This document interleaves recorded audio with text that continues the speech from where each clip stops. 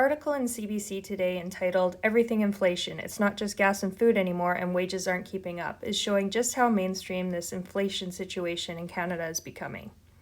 The article says that Canadians familiar with the way rising prices have been taking a chunk out of their spending power are now facing something worse than what they've encountered so far. Rising pump prices are now grimly routine. We've grown to expect the effect of shipping delays on food and things with imported components. High housing costs are now just an appalling Canadian fact of life. The article shows this chart with total CPI rising up past 5%. Of course, CPI is measured based on a basket of goods and doesn't include things like energy cost and fuel pricing.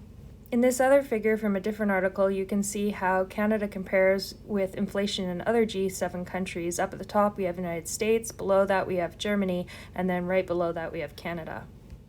Wages are not keeping up, according to the article, but if there really is too much money out there, probably alluding to inflation being the result of monetary units being pumped into the system by central banks, the problem is that not enough of it is going to the people doing the work.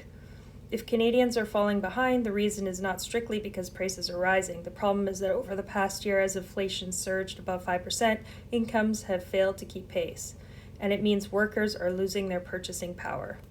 We wanted to look at some common items today to see exactly how much they cost for a Canadian consumer to buy. We did a recent video, we'll link it below, comparing major retailers in Canada, and it seemed that Walmart had the lowest prices, so that's where we're going to look. Milk prices have gone up in Canada as of February 1st, and 4 liters of whole milk is $5.79.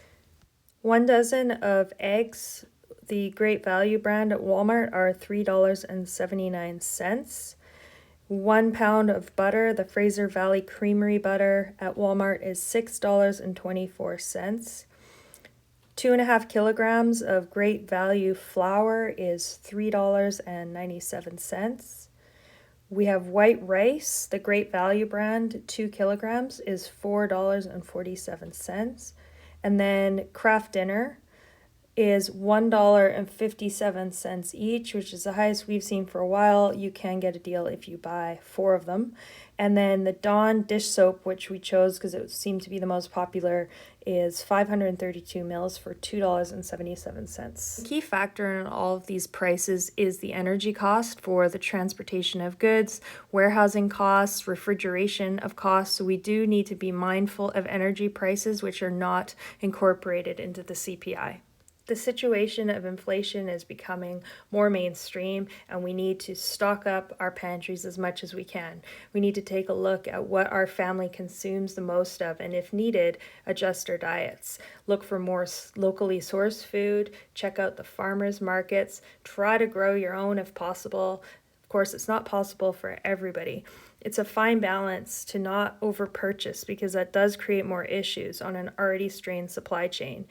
Getting essentials but not over purchasing, being selective with what we do get, and be mindful to always just get some extras when you can. If you enjoy this content, hit the thumbs up button, consider subscribing to our channel, and hit that notification bell.